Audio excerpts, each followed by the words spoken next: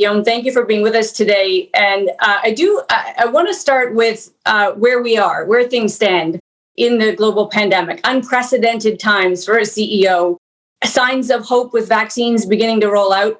Just your feeling today about what the future looks like for Airbus. Thank you. I was muted. Sorry for that. That's the quote of the year. You're muted. Indeed, I was just commenting on your question. It depends very much if we look at the short-term situation or if we look at the more longer-term one.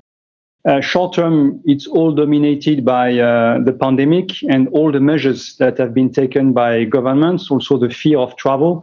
And the fear of travel is not necessarily coming with a risk to be infected while flying, but it's more the inability to plan a flight, a travel, and the moving conditions to fly. And obviously, the very difficult idea to plan traveling in such a very fast-moving and uncertain environment. So that's the short term. It's been 2020, 2021 will probably be of the same kind, at least at the beginning of the year. Then we'll see the acceleration of people getting the vaccine and change in the situation, and probably change in the decisions made by authorities, governments on how to travel. I think it's going to be very complex to move from today to a normalized situation, probably end of 2021, 2022, and 2021 will be chaotic, most probably. But yes, there's hope. We will probably see a much different situation by end of next year than one we see end of 2020. And if we look at the long term, aviation is just in the infancy of traveling by flight for the majority of human beings. And we're still in a business that will grow. Obviously, if we can manage the challenge of global warming and CO2 emissions. Sure. That's why we've put on our agenda at Airbus this transition to the decarbonized flight as the top priority for the next decade. You know, you see your customers struggling for the past 10 months plus, and you will see, firsthand what their projections are. We've heard 3 to 5 years, Guillaume, before normal volumes return. How do you plan for production in the face of those kinds of expectations? Well, we had to adapt very quickly, end of the first quarter, beginning of the second quarter of this year, to the new environment. We had to guess and to make assumptions. So we've worked very closely with our customers, airline by airline, lessor by lessor, plane by plane, to be able to reschedule and organize the deferrals in a way that was manageable for us and acceptable for our customers in the face of a lot of uncertainties. And this is what we've done beginning of the second quarter. We have adapted to the famous rate 40 on our single aisle on the A320 family, and it has proven to be not too far away from the right level of production. We're still at rate 40, and we anticipate we'll remain at that rate beginning of 2021. In the second quarter, we have delivered by far less planes than what we have produced. But since the end of June, we are progressively reducing the inventory. How do we plan for the next 1 or 2 years? Well, again, by working very closely with the customers, but also by understanding from all the touch points we have with many other organizations and access to data, understanding, guessing what the recovery of the traffic will look like and the impact this will have on deliveries of planes. But obviously, it's a time of fast change and therefore of adaptation, of humility, of trying to understand what the future will look like, but as well making sure we can change when things are modified in the environment. It's for all governments, for all companies, for all individuals, a time where we have to show a lot of flexibility and speed of change. On that front, on government support, certainly in Canada, there hasn't been as much support for the aviation sector as we've seen in some other countries. Just reflect on the amount of global support for the industry you've seen and where you think it's been most appropriate, given the importance of the sector economically. Well, it's fair to say that we had more expectations on the support we could have had in Canada. And that's an area of disappointment. We've made it very clear to the government. We think we are an important sector. And if they want to have aviation growing and performing in Canada, it's important that in these difficult moments, airlines and the aerospace industry be supported. It's not been enough in my perspective. But there are many other examples, being in Asia, being in Europe, being in the US, where the sector has been strongly backed to be able to withstand this very difficult crisis for the sector. We've been heavily impacted, probably more than the vast majority of other sectors. And we know there will be a demand going out of the COVID-19 pandemic. Therefore, we need to make sure that the industry will be able to restart or to perform again. And we are supporting many other industries. And that's why this sector is important. It's not just a standalone aviation that matters. It's also a sector that is supporting all other businesses, international activity, tourism, and transport of other forms. In Europe, we've had a very close cooperation with our what we call the home nations of Airbus. And I have to say we've been satisfied with the kind of support we've had. And when I say we, I mean the ecosystem, the environment. I'm not just talking about Airbus. We are a sector that is very much relying on the thousands of suppliers, and we need them in that pandemic and out of the pandemic. And the governments have focused also their efforts on supporting the weakest part of the ecosystem. We have seen sales of the A220. We've seen some cancellations. Air Canada is one airline, whether not fully confirmed or not, but who suggests they may cancel orders for A220. What's your expectation on that front? Will that change? What do you hope to see for it? The first point I like to make is the A220 fleet has remained in flight during the pandemic. And that's a very strong testimony towards the quality and the relevance of that product in this new challenging environment. It proved to be a very economical product, plane for the customers, and that's a very positive point for the plane. Now, we've seen a lot of cancellations in the industry, and Airbus has been impacted to a much lesser extent than other companies. So we are quite satisfied on that front. Actually, the vast majority of our customers, have not asked for cancellations. They have asked for deferrals, but they have been focusing their efforts on keeping their production slots as well, because they know there will be a competition out of the pandemic, and they really want to make sure they can access to the best planes. So overall, I was expecting more cancellation than what we've seen so far. Do you expect to see more of your customers in bankruptcy? Do you expect to see more financial difficulties ahead for this industry? It's a very, very difficult situation for the airlines, and they are very, very impacted, weakened by this situation. So it's challenging for them, and we're trying to help as much as we can. But this being said, the very vast majority of the airlines will manage to survive through the pandemic. They have to adapt big time, as I said before, to restructure, to resize, to replan everything, to reschedule. It's tough for the teams, for the staff, obviously. But they're doing the right things to be able to be there when things start to go better, hopefully in 2021. They will emerge from the pandemic with balance sheets that will be weakened compared to pre-pandemic situation, but alive. I call it wounded but alive for the most of us. And then we'll start to do business again and hopefully restructure, improve the balance sheet and the financial state of the vast majority of airlines outside of the pandemic. There is still an appetite for flight. And as soon as the conditions are eased, we see that passengers are booking again and want to travel again. Guillaume, it speaks to the size of the pandemic crisis that the other crisis we were facing in 2019 is such a back burner issue, and that's Brexit. And the fact that at this moment it appears as though we may have no deal between the UK and the European Union, which of course we've had great warnings about. From Airbus's point of view, how serious is that for you when you think about your business in the UK, but in general, the two regions?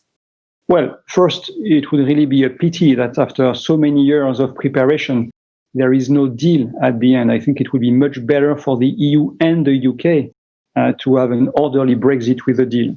This being said, if there is no deal, well, we'll have to live with it. There will be probably a bit more of a difficult transition on the 31st of December, and we are preparing ourselves for some logistical issues, but we don't think this is going to be unmanageable. And then what will matter will be the long-term relationship between the UK and the EU. And we, Airbus, are very much relying on the quality of business between those regions, between the UK and the EU.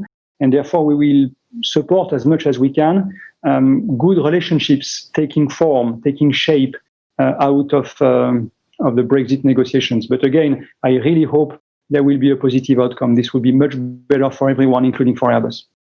Some of those logistics that you would need to deal with if there is no deal, what's on the list? What worries you about what will happen post December 31st with no deal? Well, that's primarily what we call the friction at the border.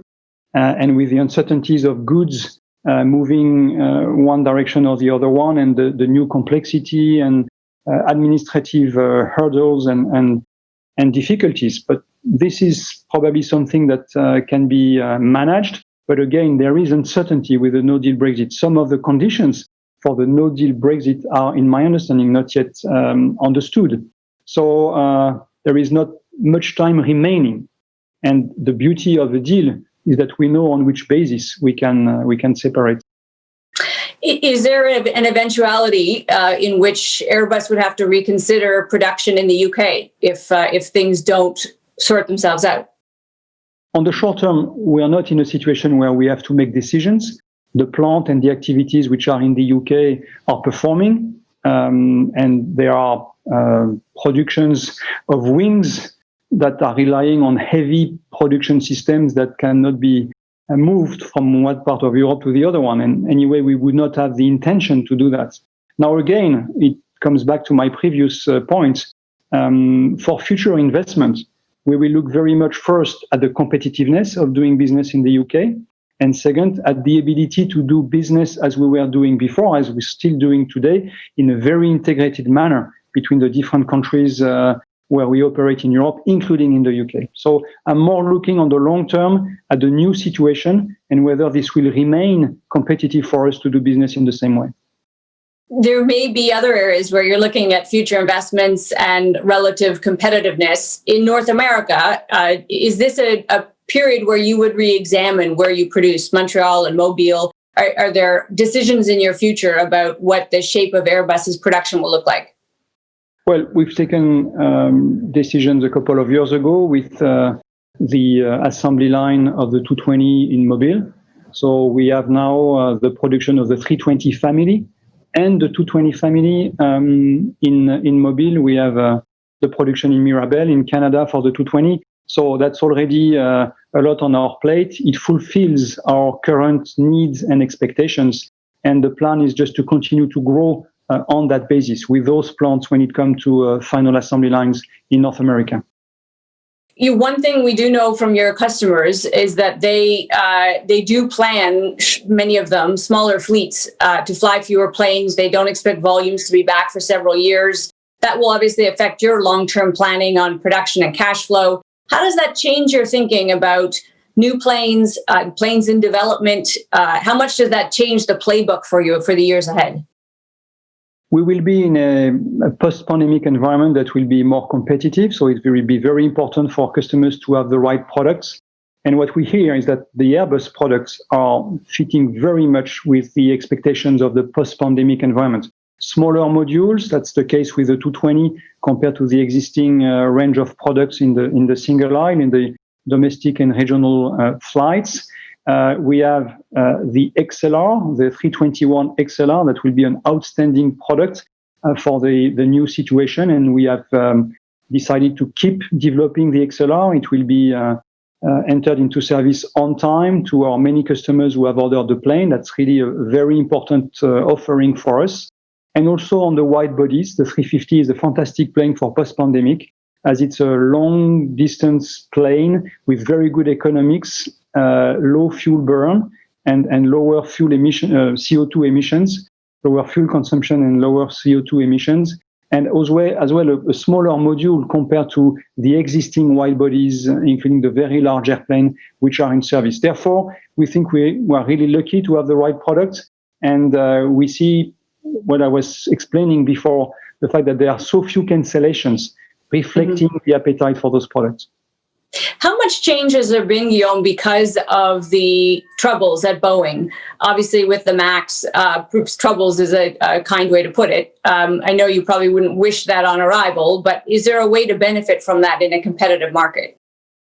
The situation in the last 12 months, given the COVID-19 pandemic, has led to Airbus really focusing on its own situation, managing situation with each airline, each customer, each lessor, working very closely with our suppliers to make sure we can navigate the crisis and the pandemic.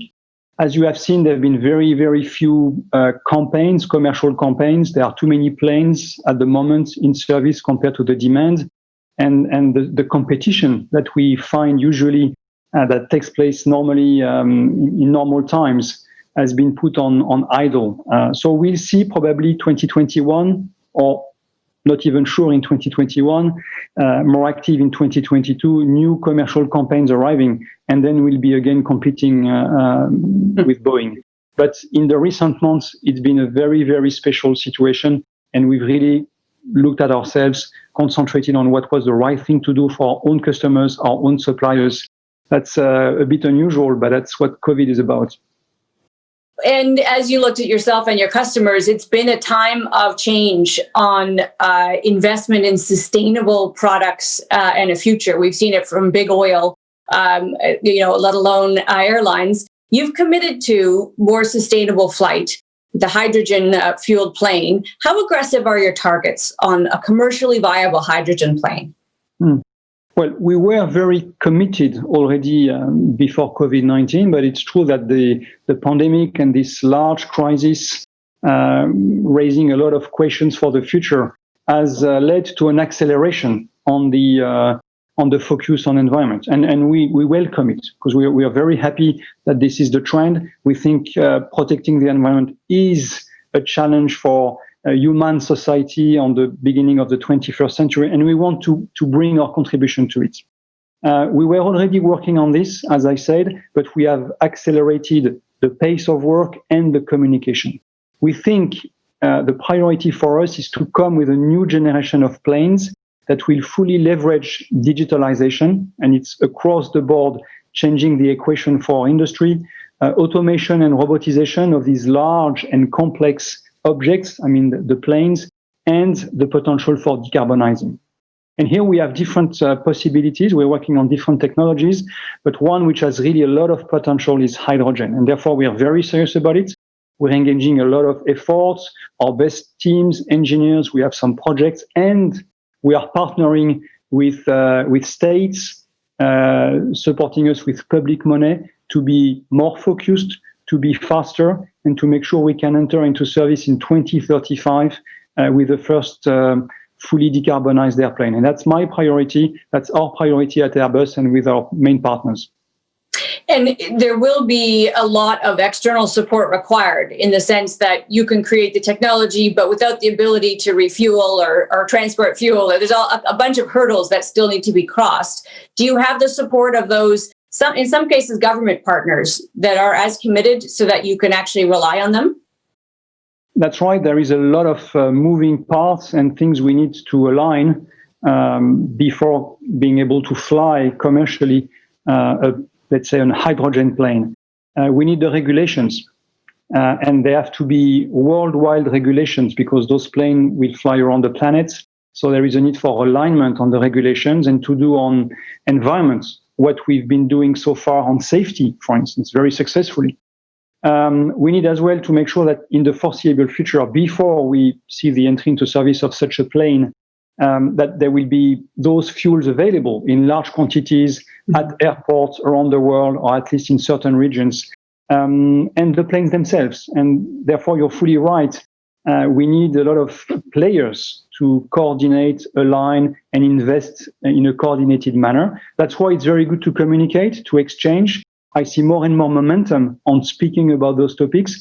And you're right, it needs the support of government. I think they're really committed to transform our societies in this way. What is still missing, in my view, maybe, is a very dedicated effort on growing enough decarbonized energy. And this has to come as a result of public policies, not only industries. We need more support from government in a coordinated way for the change on the nature of the primary source of energy to heavily decarbonize. Do you believe that governments globally, but let's particularly look at Western governments, and I would say even more particularly America and Canada, are as committed as they should be to a price on carbon? Canada has just set new targets, but some would say they are still below what we need to be in order to achieve what you're talking about, which is a decarbonized world. Yeah, this global warming issue is a global issue. And it's different from what we had to solve so far in human societies. That's the first time we have a collective problem to solve. And therefore, what is important is not what each country or each player will do, it's the global impact of what we all achieve together. And if a country or a company or a sector is very performing on one place on the planet, but is not embarking the rest with it, and we see areas where the emissions are very high, globally, it might go in the wrong direction. So yes, sometimes it's a bit frustrating. We would expect more ambitious targets, but what is important is the weakest link, is where we can land all together in this fight against the global warming. So this progressive alignment of the different players is important. And I'm not too much looking at the best in class. I'm looking at the average, how we can embark everyone in this journey. I think there is good news with the higher focus on environment that the Biden administration will probably come up with. And what the US is doing is very important in that perspective. They're one of the leaders around the world. And would they have gone the other way, would probably have been a problem for the speed of focus, of the speed of action, of the level of commitment around the world on the CO2 and the reduction of the CO2 emissions. One other place that President-elect Biden may make a difference is in trade relationships. There has been some friction between the US and the EU, including on the tariff front. Do you hope to see improvement there? We hope to see an improvement on the tariff situation, and in particular in the conflict between the EU and the US, Boeing and Airbus. But I think the main driver of change has been the recent WTO decision to put in place to allow the EU to apply tariffs on the US goods, and the fact that the EU has finally put those tariffs in place. So we are now in a situation where we see tariffs both sides. I believe, and we Airbus have been very clear on saying that this is a lose-lose situation, and we're calling for a de-escalation. For posing those tariffs and finding a long-term agreement between the US and the EU. And we think this is what will happen, and it will happen under the Biden administration, but I think it would have happened anyway. That's what we should expect from this dispute. It's been 15 years of waste of time, and it's really time, in particular, with the negative impact on the economies that we have with the COVID-19, to find a resolution between the US and the EU. I'm sure we will get there finally. You know, that negative impact on economies is taking a toll. Governments everywhere, as we know, massive amounts of debt, most running deficits. Just reflect on the state of the European Union. Again, it takes a bit of a backseat because we're very preoccupied with the global pandemic. But the EU emerges from this crisis in terrible fiscal shape. Monetary policy is still doing everything it can. Are you concerned for the various finances of the governments of Europe? Of course, we are concerned by the level of debt emerging from COVID-19. I don't believe this is just a European topic. I think we see the situation a bit everywhere around the world in different forms, or probably with different level of gravity. of the situation. But it was the right thing to do, to find ways to navigate the COVID-19 situation, and with this balance between protecting and saving lives and impacting the economies. Now, what is really important is that we can reaccelerate very quickly once the vaccines will be there, when we will see a deep change in the situation for the ability to work and to see the economies recovering. So it will prove to have been a good decision if we can emerge very quickly. If it's not the case and we become addicted to deficit too long in 2021 and 2022, then the impact can be really damaging. So it's a matter of how fast we can reverse the trend and we be back to growth and to states no longer raising that much debt, which is on the long term a serious concern for the people who will have to pay the debt back. You know, one of the things we don't yet know, Guillaume, is to what extent we return to normal. And air travel will be one. It sounds as though you're optimistic that people will be eager to travel again. Business travel is a question mark. Do you have thoughts about what you're hearing from customers, what you yourself believe will be? Will it be right back to 2019 levels, even if it takes a few years, or will there be a new way that goes forward? Well, there's still some uncertainties, and nobody can pretend to really know how it will play out in the next years. But when it comes to my view or my understanding, based on all the people we talk to, and obviously airlines, but as well all the businesses and the leisure industry, when it comes to business travelers, today business traveling is almost at zero. All companies are sort of taking benefit of that situation to reduce their budget travel, their travel costs and their travel budgets, and they will not put these budgets back to 100% overnight or next year.